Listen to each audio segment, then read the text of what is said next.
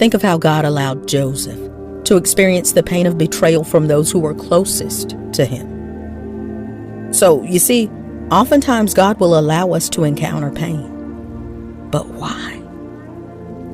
Well, the Bible in Psalm 119, verses 66 through 77, sheds light on why God allows us to encounter pain. It says, "Teach me knowledge and good judgment, for I trust your commands. Before I was afflicted, I went astray, but now I obey your word. You are good, and what you do is good. Teach me your decrees. Though the arrogant have smeared me with lies, I keep your precepts with all my heart. Their hearts are callous and unfeeling, but I delight in your law. It was good for me to be afflicted, so that I might learn your decrees. The law from your mouth is more precious to me than thousands of pieces of silver and gold. Your hands made me and formed me. Give me understanding to learn your commands. May those who fear you rejoice when they see me, for I have put my hope in your word. I know, Lord, that your laws are righteous, and that in faithfulness you have afflicted me. May your unfailing love be my comfort, according to your promise to your servant." Note how the psalmist says, "Before I was afflicted, I went astray, but now I obey your word." Consider this. If someone encounters painful circumstances, and that pain causes them to seek God like never before, to pray with intensity and fervency, if those painful circumstances bring them closer to God, then is that not a good work being performed in their lives? I mean, think about it.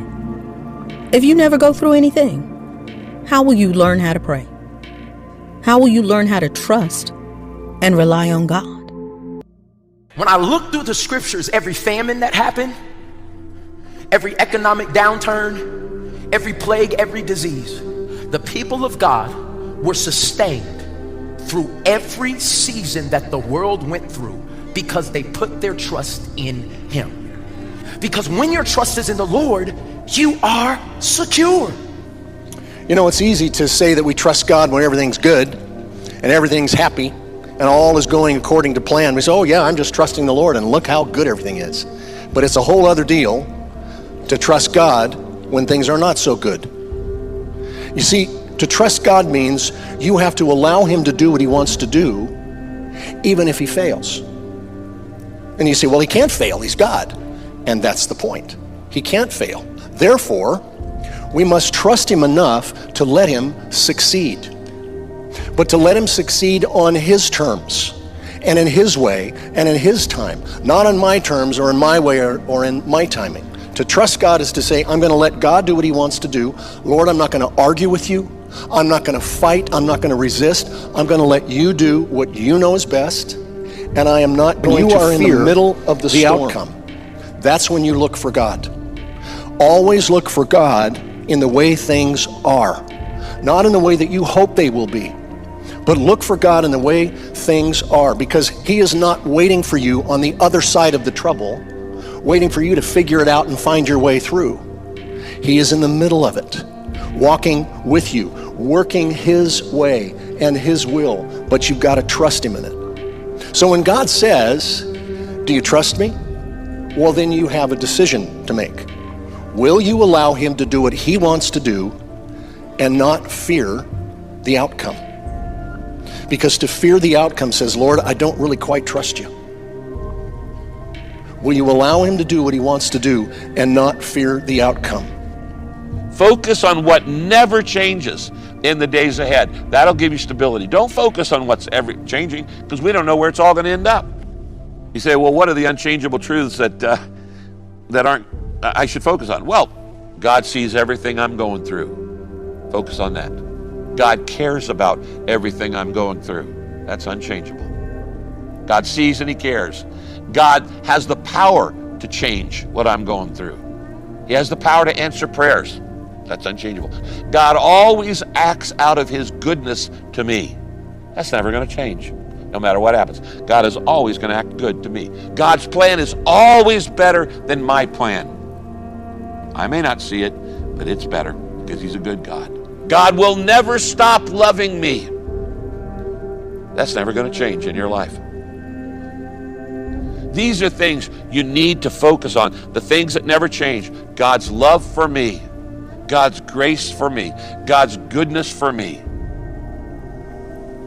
Remember this. Remember that no matter what I go through, God will go through it with me.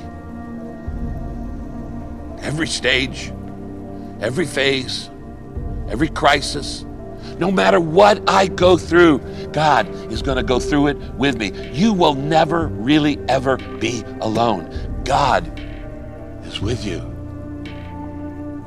He's with you right now. God has never been closer to you than he is right now. He'll never be any further away than he is right now. And remember the great promise of Isaiah 43 verse 2. When you go through deep waters, I will be with you. When you pass through the rivers of difficulty, you will not drown. When you walk through the fire, you will not be burned up. It will not consume you.